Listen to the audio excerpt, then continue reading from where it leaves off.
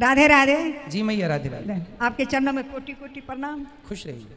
मैं बचपन में ही विधवा हो गई थी, फिर भी मैं 2 रास्ते से बहुत शांति से जीती हूँ। एक सत्संग, दूसरा दीनहीनों की सेवा, यही जीवन में मेरे है और कुछ नहीं है। तो कितनी उम्र में आपके पतिदेव चले गए? पतिदेव मेरा मुंह भी नहीं देखे, शादी हुई बहुत छोटे में। अच्छा।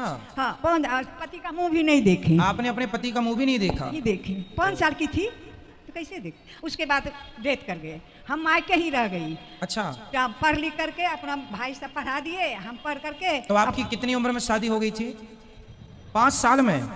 और विधवा कितने साल में हो गई? 8 साल में। ससुराल नहीं गए, देखे भी नहीं। उसी दिन से हम संकल्प कर लिए कि मेरे जीवन में नहीं कुछ है, जब मुंह नहीं देखे तो हम इसी रास्ते से उतर गए, सत्संग से। धन्य हो मैया, आप जैसी स्त्रियों को ही पतिव्रता कहते हैं इस धरती पे। और आप जैसी माताओं के दर्शन करने से ही पापियों के पाप नष्ट हो जाते हैं। इतनी बड़ी ताकत है, ये सती स्त्रियां हैं। देखो सारी जिंदगी अपने पति की विधवा रह के गुजार दिया, लेकिन जीवन में किसी प्रकार का कोई दोष नहीं है। यही ये नारियां पूरी दुनिया घूम के देख लेना, केवल भारत में मिलेंगी, दुनिया में कहीं नहीं मिलेंगी। यही है भारत का गौरव, यही है भारत, जहाँ संयम है, जहाँ धैर्य है, जहाँ कोई विषय वासना नहीं है। ये किसी साधु, किसी संत, किसी सन्यासी से कम नहीं है, ये तपस्या है। हम सत्संग से जो जुड़ गई ना, इसीलिए कहीं किस पर ध्यान नहीं गया गुरुजी। जी मैया। और जो भी आए मेरे जीवन में दुखी दिन दुखी।